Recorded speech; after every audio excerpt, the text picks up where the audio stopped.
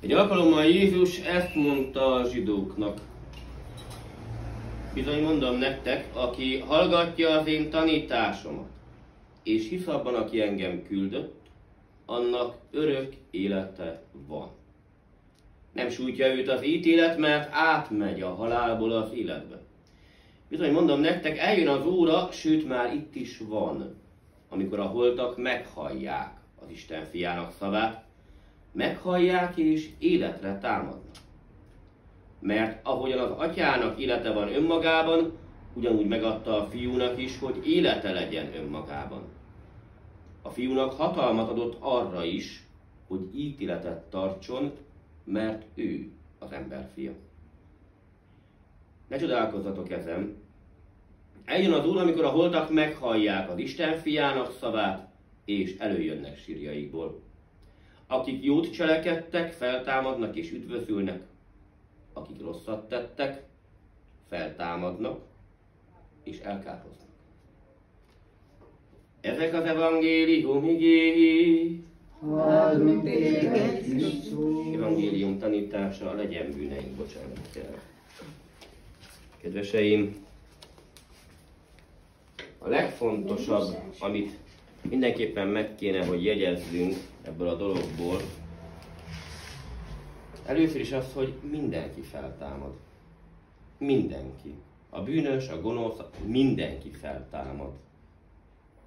Hiszen azt mondja az írás, hogy mindenki feltámad, némelyek örök életre, némelyek örök áldozatra. De feltámad.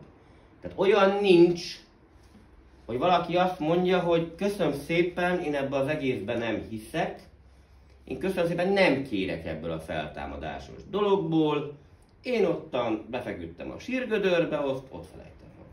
Egy örökké valóság. Na ilyen nincs. Mindenki feltámad. Szoktam volt mondani azon emberkéknek, akik úgy kötik az ebet a karóhoz a maguk ateizmusával, hogy vegyünk egy példát.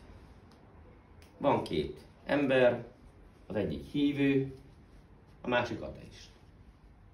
Mind a kettő éldegírja maga kis életét, kisebb-nagyobb bűnökkel ezzel azzal, de mégiscsak úgy élik a maguk életét. Meghal mind a kettő. Tegyük fel ad absurdum, hogy az ateistának volt igaza, és nincs utána a halál után sem. Hát igazság szerint egyik se vesztett semmit, mert hát nincs tovább. De tegyük fel, a hívőnek volt igaza, és van a sír után még valami. Az ateista nagyon sokat vesztett. Pedig a lehetőség neki is adott volt. És ráadásul még arra sem hivatkozhat, hogy ő azt már úgyse fogja tudni. Hiszen mindnyájan feltámad. És akkor fog rádöbbenni aranyszíve, hogy ha én ezt tudtam volna. Emlékezzél vissza a szegény Lázár történetére ott az evangéliumban? Mikor a szegény Lázárnak meghal a testvére, azt látja a pokolból, hogy némá, a Lázár meg ott a Úristen keberén, ott a milyen jó neki a mennyországba. Hát ha mi ezt tudtuk volna, hát küld már vissza a többiekhez, hogy szóljon nekik, hogy ez egy valós dolog. Nem küldöm. Minek küldjem? Vannak prófétáik, van Mózesük, ott vannak az írások, a papok, higgyenek annak. De nem hisznek neki, atyám, mondja ugye. De ha majd valaki a halálból visszamegy, majd annak hinni fognak. És azt mondja, hogy de ha az írásoknak, prófétáknak, Mózesnek, papoknak nem hisznek, akkor sem fognak hinni, ha valaki a halálból támad. És mi történik? Elmondja ezt a történetet a mi Urunk Jézus Krisztus, majd nagy hirtelenjéből következő 1 év alatt csinál 3 halott feltámasztást, ugye? A Naimani fiút feltámasztja, a kis leányt feltámasztja, Lázárt feltámasztja. És hisznek neki? Nem! Sőt, ő maga visszajön a halálba. Megmutatja, hello, itt vagyok. Hisznek neki? Nem! Mert ugyanis nem ezen múlik a hit. Mert az már nem hit, azt már tudásnak hívjuk szülei. Ugye Szent Pál atyánk olyan gyönyörűen összefoglalja, hogy mi is a hit. A hit az nem más, mint a nem látott dolgok biztos remélése, és az ígért dolgok biztos elvárása. Ez a hit szívei. De nincs az, hogy láttam, meg hogy megfogdostam, nem. És amikor Jézus megpróbál néha úgy rápirítani saját tanítványaira, és emlékezzél vissza Tamásra, ott húsvétkor, akkor mondják, hogy itt volt, láttuk. Én ezt nem hiszem. Majd, ha én megfogdostam a sebet, majd akkor, ugye? És Jézus eljön egy hét múlva, hogy na Tamás, itt vagyok, tessék, fogd meg! Nem meri megfogni. Összeomlik. Én Uram, én Istenem. Mert a hit az nem tudás alapú. A hit az itt a szívedben van. Menjél vissza egy picit, gondold végig, nek van gyermeke. Az a kicsin gyermek, akinek még a világon semmiféle tudása nincs. A világról, a szüleiről se, hát még a szemét éppen csak pislogtatja. És mégis egy végtelen bizalommal van az anyja és az apja iránt. Nincs mögötte tudás. Egy végtelen bizalom, egy végtelen hit, hogy ők nekem csak jót akarhatnak. Ugye? És milyen érdekes, hogy később, amikor majd lesz neki tudása, úgy nyiladozik a kis értelmeskéje. Egyre inkább nem akar hinni a szüleinek, egyre inkább nem akar benne bízni, összeveszik velük, stb. Mert a tudás megöli a hitet ebből a szempontból. Hogyha nem marad meg az ösztönös hit, amivel egyébként megszületünk erre a világra, mert minden ember ösztönös hittel születik erre a világra. Ha ez nem marad meg, akkor elkezdünk saját magunknak kreálni dolgokat, akkor előre eldöntjük, hogy hát az biztos csak azért mondta, mert. Az biztos csak azért csináltam, mert, de nem is úgy gondolta. Így magunkban, ugye? Meg majd hiszem, ha látom. Imádom ezt a mondatot. Hiszem, ha látom. Jó Isten lejönne, bemutatná a személyigazolványát, hogy én vagyok, az akkor se hinnék el, teljesen mindegy. Pedig, hogy hallottad, mindenki fel fog támadni. Az is, aki nem akar, az is, aki nem hitt benne, az is, aki gonosz volt, csak éppen ugye ő feltámad és elkározik. Mennyire hihetetlen egyébként az emberek agyában, akkor is, de ma is egyébként, a feltámadás. Még mindig sokkal hamarabb akarjuk elhinni és elfogadni azt, hogy a lélek az tulajdonképpen meg se halt, már valahol újjá is született abban a pillanatban. Vagy hogy a lélek az valahol egyesült valami nagy kozmikus, nem tudom én, hogy mi a bánattal. Tehát minden az úgy nagyjából még megvan, de az, hogy feltámadás. Mi az, hogy feltámadás? Pedig a Jézus mondta, ne csodálkozzatok, mindenki fel fog támadni, pont. Feltámadás, ami egyébként, és most lehet, hogy ezt fogok mondani, ami meg fogsz lepődni, ami egyébként már itt a földi életedben is többször megtörténik veled. Mindannyiszor, amikor azt érzed, hogy úgy nagyon nem megy semmi, úgy nagyon nem akar sikerülni semmi, úgy elegem van az egész mindenségből, a világból, az emberekből, a családomból, a munkahelyemből, a mindenből is eleged van, és ugye a tipikus mondat, állítsátok meg a földet, meg ki akarok szállni, elég volt ebből a történetből. És amikor ebből egyszer csak a Jóisten így kiránt, hajadnál fogva kiemel, az mindegy egy feltámadás. Indul egy új élet, egy új lehetőség, egy új esély, és mehetsz tovább. De ez a feltámadás szívem.